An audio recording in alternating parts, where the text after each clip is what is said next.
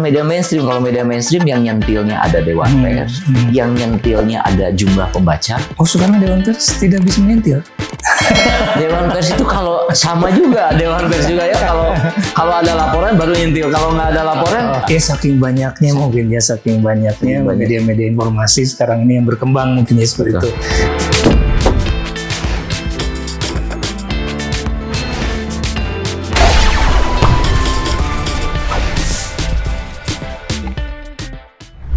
Dengan adanya kuantitas yang terkejar, yang harus dikejar seperti itu, ini apakah fenomena citizen journalism ini, apakah karena itu juga, karena melihat peluang mereka nih bisa memberitakan secara langsung, karena kan kalau media-media mainstream yang yang lama tuh tidak bisa secara langsung memberitakan. Saat ini juga terjadi peristiwa, saat ini juga memberitakan. Apakah tumbuh kembangnya citizen journalism ini gara-gara itu atau gara-gara tidak ada yang menyentil? Gara-gara citizen journalism itu seperti kalau istilah Sunda tuh kuda lepas di nagedogan. Gitu ya. Begitu kandangnya terbuka dia lari gitu saja. Citizen journalism tuh dia dampak dari dibungkamnya informasi di era Orde Baru, gitu ya. Kembali lagi ke Orde Baru. Kembali ke Orde Baru. Yang ini bukan kambing hitam sebenarnya. Bukan ya. Saat itu dibungkam, gitu ya. Masyarakat kan semangatnya yang jadi latar belakang citizen journalism tuh transparansi dan kebebasan berekspresi, kebebasan menyampaikan pendapat. Nah, ada teknologi, dia kawin lah antara keinginan ini dengan fasilitas teknologi, gitu ya. Citizen journalism tuh saya sebenarnya kurang sependapat dengan etimologi jurnalis dilekatkan pada dalam prakteknya citizen journalism. Kenapa tuh tidak sependapat itu? Kalau bicara jurnalis, dia ada indikator-indikator yang tegas di situ, yang jelas. Jurnalis itu apa sih? Jurnalis itu seseorang yang melakukan aktivitas jurnalistik dengan berdasarkan kode etik jurnalistik. Oke, citizen journalism yang sekarang terjadi, gitu, apakah dia menggunakan atau menggunakan rambu-rambu kode etik jurnalistik? Nah, saya kurang sepakat dengan pengistilahan itu. Tapi nggak apalah, masyarakat sudah kadung menaming atau memberi nama itu, gitu ya. Dan yang saya setuju tuh justru citizen journalism yang ideal ya. Yang ideal gitu ya, itu radio. Kenapa radio? Radio kita seperti kita tahu dulu, penyiar itu sering menghubungi pendengar setianya untuk menyampaikan informasi-informasi lalu lintas atau informasi-informasi peristiwa yang terjadi melalui pendengarnya. Pendengarnya bercerita, di on air kan di ruang studio, gitu ya. Nah, citizen journalism yang benar tuh itu. Karena masih ada intervensi atau masih ada kendali media. Dalam hal ini memilih siapa yang dihubungi, informasi apa yang dibutuhkan, itu masih ada kendali medianya nih. Jadi mungkin pengertian yang saya tangkap itu bukan pada subjeknya tapi objeknya ya. Objeknya itu. Jadi radio itu mencari pemberitaan ataupun peristiwa-peristiwa, bukan manusianya. Bukan manusianya. Citizen journalism itu bukan begitu. Lebih pada objeknya ya. Di situ saya sepakat. Tapi ketika pada subjeknya, ini ada perangkat-perangkat lain yang menopang atau yang mempertegas bahwa ini nggak bisa menggunakan kata citizen journalism. Misalnya, contohnya nih. Ketika subjek melaporkan informasi bohong, dia bukan jurnalis, tapi dia berpraktek sebagai citizen journalism. Itu dijeratnya bukan pakai undang-undang pers, bukan pakai kode etik jurnalistik, bukan. Pakai apa tuh? Tapi pakai undang-undang ITE, pakai undang-undang pencemaran nama baik, pakai undang-undang perbuatan tidak menyenangkan, gitu ya. Nah, berbeda kalau memang jurnalis. Subjeknya kalau melakukan kesalahan, dia dijeratnya pakai undang-undang pers. Dia dijeratnya pakai kode etik jurnalistik. Subjeknya ini berbeda. Jadi nggak match ini antara subjek dengan objek Objeknya, ketika oke. kita beri nama citizen journalism, gitu ya. Tapi mau nggak mau kita kan banyak mengalah. Kita banyak mengalah, ini praktisi ini banyak mengalah Kang Arif, benar, gitu ya, banyak mengalah, ya udahlah, nama atau identitas kita dipakai gitu ya, oleh masyarakat, ya nggak apa-apa. Nah, ini citizen journalism itu seperti itu ya keadaannya. Jadi menurut Anda ini dari kalangan jurnalis nih, jurnalistik ya, jurnalisme atau apalah namanya kayak gitu, apakah ini menjadi sebuah peluang atau tantangan yang terjadi? Kita harus selalu berpikiran positif ya. Apapun yang terjadi hari ini itu harus dijadikan tantangan. Gitu. Oke, kita sepakat karena kita mengalah. Oke, pakai itu.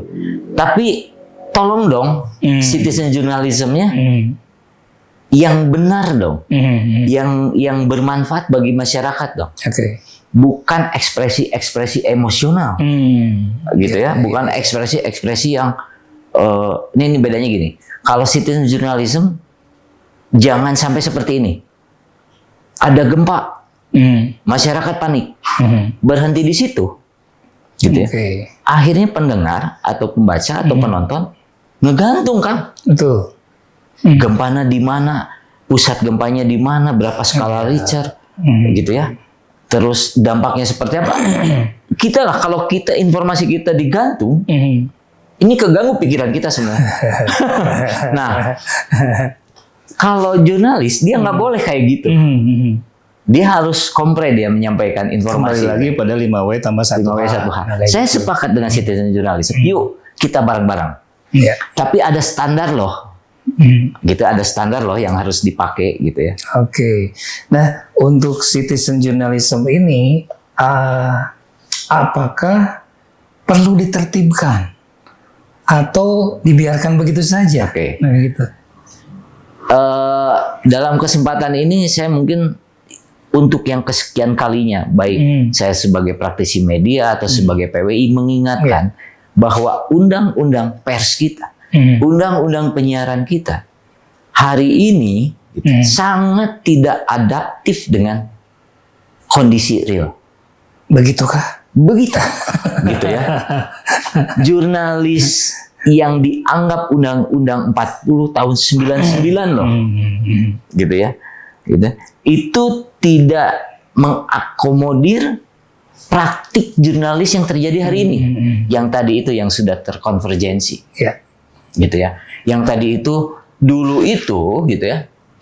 Awal undang-undang itu digulirkan, kalau kita ngutip itu wah dari media lain jadi masalah. Kalau hari ini kita enak ambil dari media manapun gitu ya. Kita ambil dijadikan berita atau dijadikan konten. Nah, itu yang menurut saya plagiarisme ini gitu ya. Kok hari ini dibenarkan? Tapi undang-undang bicara masih dilarang. Betul. Gitu ya. Sementara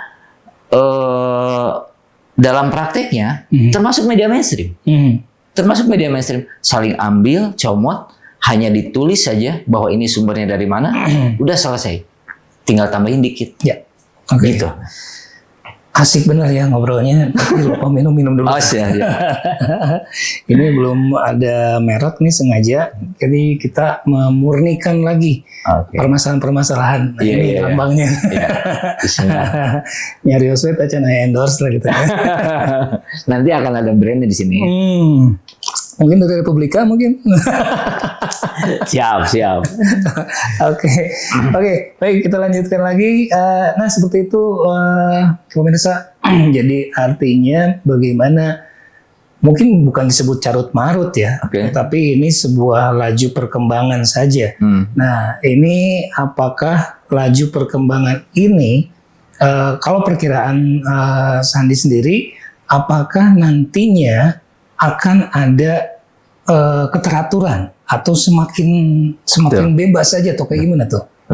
Saya dalam kesempatan ini yang membuat aturan itu semua, yang membuat undang-undang itu DPR.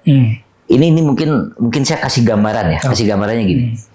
DPR itu dia pembuat undang-undang, gitu ya. Hari ini anggota dewan itu dia menggunakan media sosial, dia menggunakan keran-keran media ya. Iya. Kalau saya perhatikan konten-konten yang dibuat teman-teman DPR di sini, itu konten-konten yang membangun dari sisi afektifnya, dari sisi masyarakat tuh biar suka, biar empati, kebanyakan, gitu ya, kebanyakan gitu ya. Nah, di situ apakah ada batasan kode etik jurnalistik atau tidak?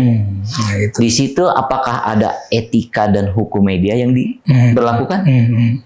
Saya melihat nggak maksimal menerapkan itu. Nah, memang kalau harus pakai standar kode etik jurnalistik, pakai standar etika dan hukum media,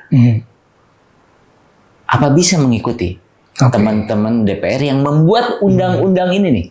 Orang yang membuat undang-undang, tapi dia sendiri yang akan dipagari oleh aturan yang mereka buat. Iya, gitu ya. Nah, ini permasalahannya. Bahwa usulan-usulan itu memang sudah masuk. Yuk sekarang kita main di arena atau di panggung yang sama nih, di panggung informasi digital katakanlah seperti itu. Tapi tolong dong, ada aturan main di situ. Gitu ya. Ada aturan main. Kenapa? Karena customer kita atau konsumen kita itu masyarakat loh. Dan harus sepakat semua pihak bahwa informasi itu sudah menjadi kebutuhan. Seperti halnya makanan, minuman gitu ya. Makanan yang seperti apa sih yang wajib dikonsumsi oleh masyarakat yang sehat? Nah, komitmen itu yang harus diterapkan pada informasi. Berarti informasi pun harus informasi yang sehat dong yang dikonsumsi oleh masyarakat. Nah, kita sebagai praktisi atau sebagai orang yang membuat informasi itu yang disampaikan ke masyarakat harus seperti halnya kita menyuguhkan makanan sehat dong ke masyarakat. Nah, gitu. Mengenai kebutuhan informasi ini dan kemudian ditambah dengan konvergensi media, ada lagi fenomena citizen journalism. Ini apakah menjadi sebuah sebuah peluang untuk kaum jurnalistik sendiri nih, ya, untuk kalangan jurnalistik, jurnalis ya, apakah menjadi peluang atau menyempitkan peluang-peluang yang ada di jurnalistik sendiri? Ini peluang. Kita harus kenalkan bahwa jurnalistik hari ini, jurnalis hari ini, gitu ya, bukan jurnalis yang konsepnya seperti Undang-Undang 4099. Jurnalis hari ini dia tidak hanya meliput, tapi dia juga harus memberi atau menyiapkan, membuat konten-konten yang bermanfaat dan bisa mengubah suatu keadaan. Secara teknologi dulu jurnalis tulis hanya urusannya wawancara, dia tulis kirim naskah. Hari ini jurnalis hari ini dia harus bisa nulis di era konvergensi, harus bisa nulis, harus bisa ngambil foto, harus bisa ngambil video, gitu. Bahkan harus bisa dia menceritakan beritanya, gitu ya. Nah, secara konvergensi, maksudnya gini, semua produk itu, semua karya-karya itu, konten-konten itu, baik itu naskahnya, videonya, fotonya, dia kemas dalam satu konten, gitu ya. Dan ada makna yang bermanfaat untuk masyarakat dari kontennya itu. Gitu ya. Jadi nggak kolot banget gitu jurnalis hari ini.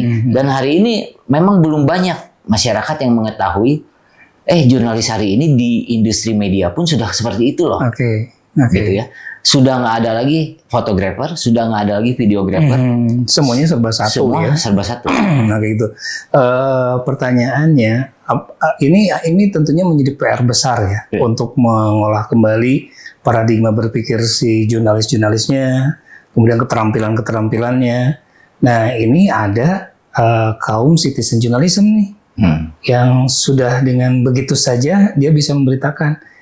Apakah ini lebih baik menyelesaikan PR besarnya atau menyerap citizen journalism ini menjadi kalangan jurnalis sendiri? Ya, di sini saya justru ini harus dirangkul kaum citizen journalism ini, gitu ya.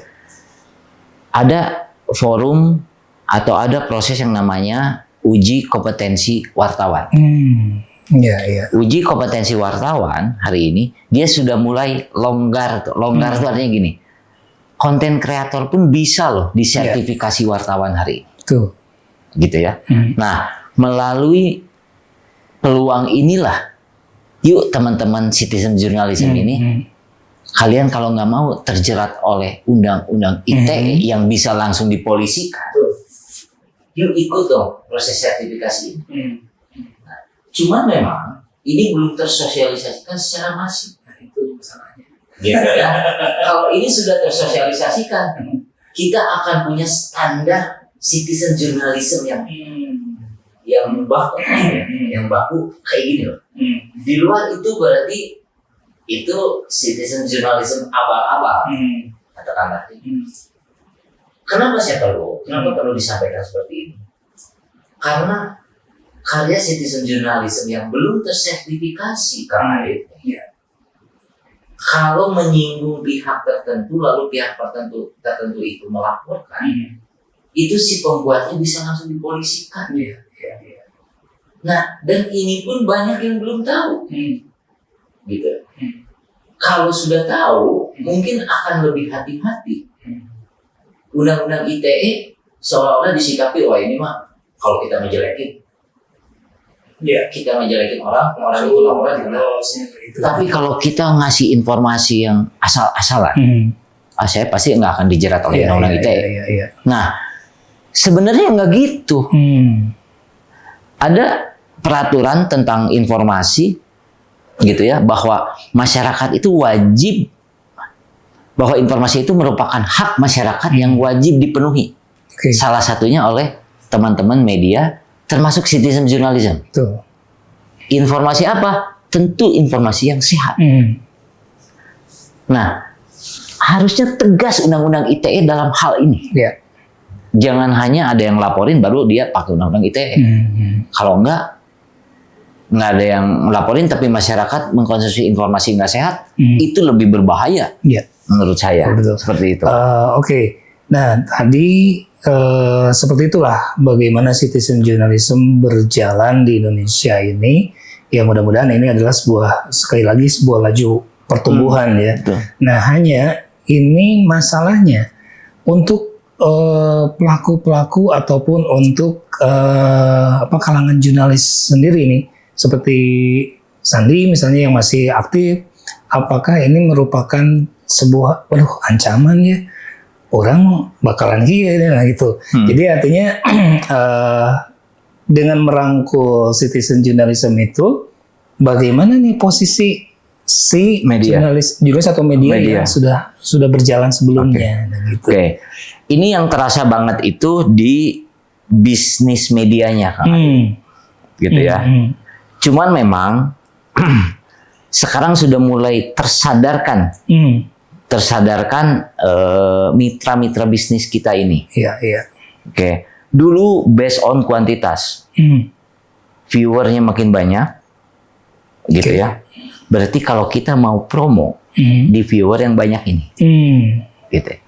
Ternyata waktu demi waktu, gitu ya, itu terseleksi oleh alam, gitu ya. Viewer terhadap konten apa sih yang dia bisa membangun engagement yang tinggi. Jadi kalau berpromo di situ efektif. Katakanlah follower kita 100 juta, tapi ketika produk kita disampaikan di situ, berapa sih yang akan membeli produk kita?